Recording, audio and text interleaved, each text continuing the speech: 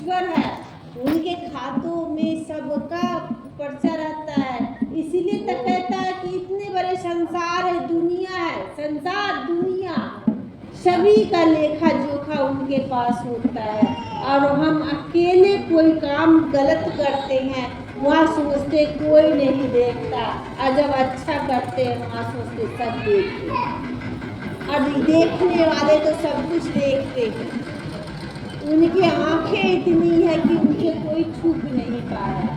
तो यही है कि शिव शिष्य हूँ नहीं कहना है कि हे शिव आप मेरे गुरु हो, मैं आपका शिष्य हूँ, उस पे दया ये कहना है, उनका नाम लेना कि हे शिव आप मेरे गुरु हो, मैं आपका शिष्य हूँ, या हे भोलेनाथ आप मेरे गुरु हो, मैं आपका शिष्य हूँ।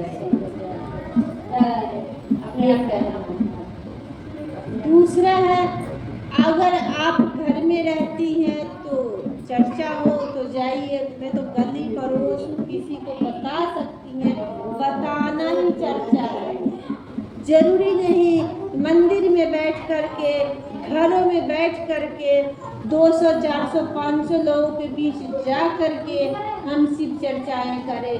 हम किसी के घर बैठते हैं, किसी के घर हम किसी काम से भी जाते हैं, वहाँ भी हम उनसे पूछ सकते हैं कि बहन भाई आप गुरु माने हो शिव को?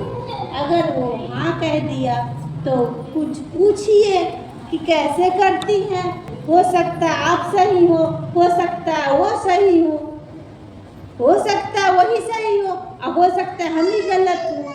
तो ये विचार जब तक हम दूसरे से ये बात करने के लिए दिया गया, या हम दूसरों से बात जब तक नहीं करेंगे तब तक हम जान नहीं पाएंगे कि वो क्या करती है, हम क्या।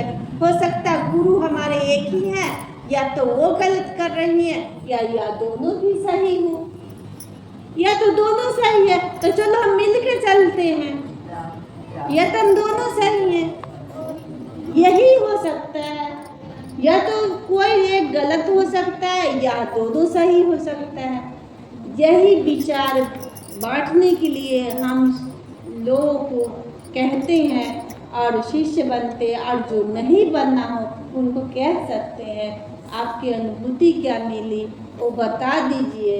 हो सकता उनका भी, उनके दिल में भी बीज अंकुरित हो जाए कि मेरे वो शिव को गुरु मान के तो वो इतने अच्छे शिष्य बन सकते हैं। और हमेशा ये चाहत रखिए कि जब हम गुरु माने शिव को तो मैं उनका शिष्य, वो भी बोल के नहीं करना, मन ही मन पंचाश्री मत से अपने गुरु को प्रणाम करना। दूसरा है बोलना है, ये तीनों सूत्र कीजिए। देखिए एक बात का